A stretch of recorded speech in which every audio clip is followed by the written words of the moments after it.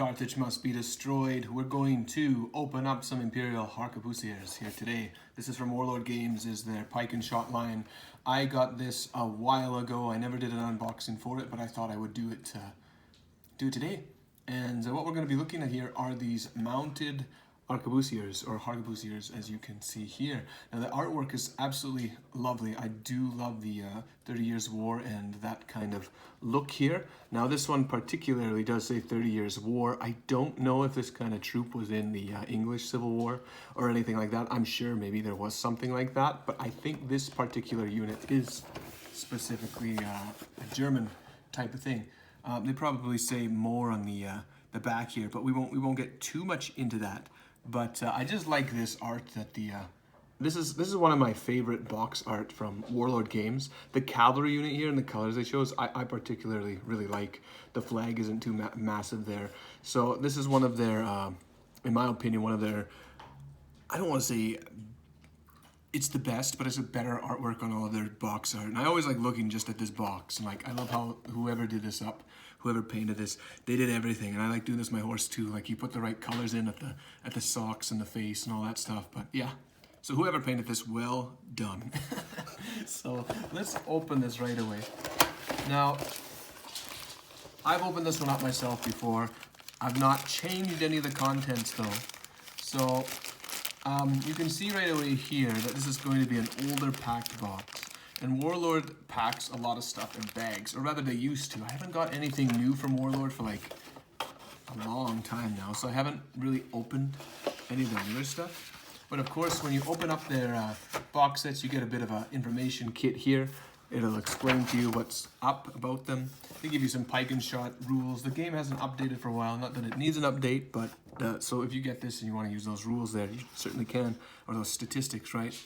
And then they give you some different 30-year war banners, and as you can see, I don't know if you can see on the camera there, they're all Imperial or yeah, it's all Imperial stuff. So particularly it seems that these kind of troops are just Imperial. I don't know if you can use them for Sweden or Protestants, but you probably could in some capacity. Let's pull out the first thing here, and I think I've shown this on the Harquebusiers unboxing video, but Warlord Games Cavalry for the pike and shot era, be it plastic, metal, you name it, all of the sprues are going to be the same for the cavalry, unless you get an individual character. So the plastics here, same kind of horses we've seen before, and it's nothing too outrageous. It's basically just got a horse saddle, and you get these side guns here. I'll show you guys up close here. Get my light in a bit better. You get these side arms which sit on the horse's the sides of the saddle there. And yeah, it's very straightforward. You just you just glue them together. These are even easier than something like the Perry has, because these are just two pieces glued together, stick on a base, and then guns optional, right? I probably have the guns because of the era.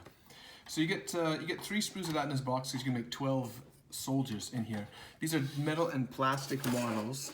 They also give you, of course, standard bases here. They don't give you much options for the bases, so you can make, if you want a block of cavalrymen, you just put them on this kind of base here. It's probably 40 or I think it's 50 by 50 millimeter here. We can double check because I've set up a new desk in my work area. Not a fan of the lighting. Yeah, it's 5 cm by 5 cm, so it's 50 millimeters. But yeah, I set up a new area, and it's a bit easier to access all my tools when I'm unboxing when they're right beside me. But yeah, you get looks like a 25 by 50 millimeter. You get 4 of those and 6 50 by 50 millimeter bases, and that's just for your cavalry. I would probably put them individual, because you know, you have skirmishers if you want, or you can split them. And again, on the art, they actually use those exact bases. You can see here 1, 2, 3, 4, and then they use the rest of those individual bases. So however you want to base, of course, whatever game you're playing, you can do that.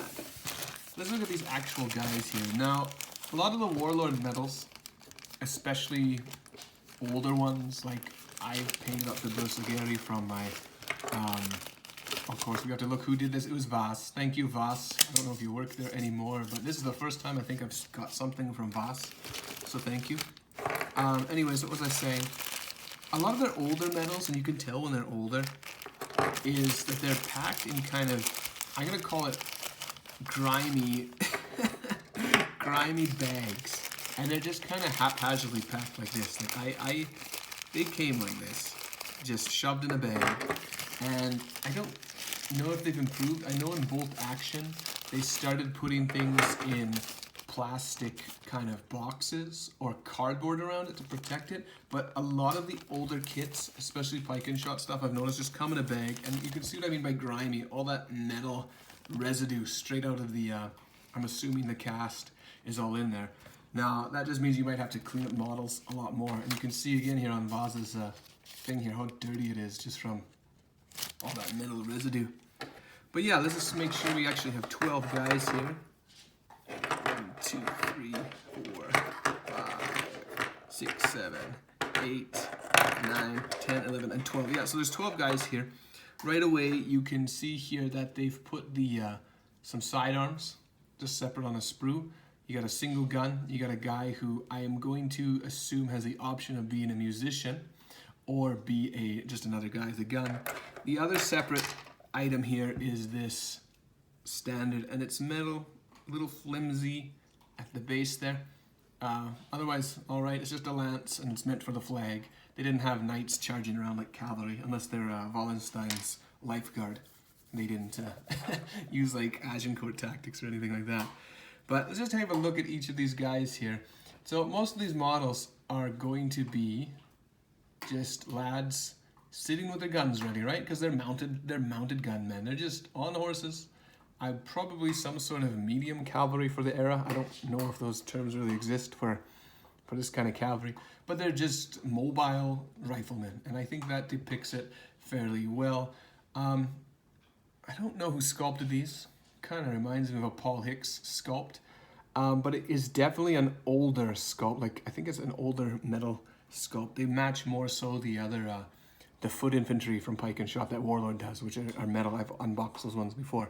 This is one guy there. All right, here's the guy. He's got a gun. He looks like he's holding onto the reins of the horse. Let's take a look at his face. These have some really cool details, like just the cheekbones, the hairstyle. He's got the breastplate on there. And he got the feathers in the hat. I like that. That's why this era is awesome, because it's not as crazy colorful Landsknecht era, but at the same time, it's still musketeer, a little outrageous. Here's a guy without a beard. You know, he's got the sword arm here. There's a little bit of bent there on the leg. I can probably bend it back. But yeah, good stuff so far. You can see that the casting, there's a lot of work you'll have to clean up on this stuff. Like, I don't even think I can see a mold line, because that's how thick some of the residue is. So what I'll usually do is I'll brush it off, and then the mold lines become visible. So I had to refilm this part of the film, or this video, because my camera cut out. But luckily it cut out on a decent spot where I can just pick it up and go on. But here's some other guys here. You can see, like I was saying, you get some of the residue in there. You'll have to dig out, right? You don't want that film there. But here's two more guys. They're the same. And I should say that Warlord here gives you guys that... Whoops. Hope that's not too loud on the camera. Warlord gives you, oh, he's got a nice little drinking horn or something there on the side. Warlord gives you duplicates of some of these guys, which makes sense to me. You get 4 sets of duplicates. So you get these two guys here. You get these two, which I just showed you. You get these two. Okay. And this guy, which we haven't looked at yet, he also gets 2, and this guy's interesting because he is reloading his gun on horseback, and it's upside down like so. I guess that makes sense. If you're riding and need to reload on the horse, otherwise you'd have to dismount. And I don't know if they did that accurately or not. Again, some film in there, but you just have to dig it out, get rid of some of the stuff stuck on his face. You know, there's always a little bit of a cleanup on these older models. Now, I showed you guys the pieces here, and the one guy we looked at is actually the leader here. He's supposed to be the kind of the single head troop there, so he's the special character. He himself doesn't have a duplicate, so, you know, he's gonna, he looks like that lad there. That's him there. He's leading the charge. He's leading the horsemen, the Harquebusiers. So you get this guy here with a cavalry helmet. He's the only one in this kit that has this kind of shape of helmet. The rest of them are just either musketeer type hats or Morian helmets. but he has the gun on his back, and he's meant to either carry the horn or the you know, the banner there, the lance. Or if you want to make a badass, you can have two guns. Why not, right? Similar story for this guy. Now this guy doesn't have a gun. You could probably use, there is a spare gun in here if you want to put a gun on the back. But then again, he could just be the trumpeter without a gun. Or he could be the flagman. He doesn't actually shoot. And finally here, we have this guy with a nice fancy feather in the Morian helmet there. And he's just going to be riding along here. So these older models, like I said, they got a lot of work to do with them. They match more of the older Warlord stuff. This stuff I think was cast in like 2008, 2009. So you're looking at, oh, it's well over 10 years old now. So a lot of these models don't look quite the same or as up to date as newer casting of models that Warlord does. But they're still good models. If you have a lot of that range, you can definitely check them out, and they'll go with the, you know, they sell them with the plastics and stuff. I actually got rid of all my plastic pike and shot guys because I found that the metal ranges spread across different companies is actually really, really closer to each other than the plastics. The plastics felt a little too small for me. I think they were made back when historicals were still kind of sitting around the 25 mil range, so they're kind of too short and too out of proportion. But the metal ones that they made are a bit bulkier. Kind of remind me of Foundry, and yeah, I think they'll work well. So anyway, that's my unboxing. I had to film the second part here a second time after it paused, but that's okay. That's my unboxing of the Imperial Harquebusiers here. So I hope one day I can, you know, get in this era and do up some 28mm with the beautiful horses and these cavalrymen as seen on the back here. So thank you for watching. If you want to see more videos, please like and subscribe, and we will see you on the next one. Bye now.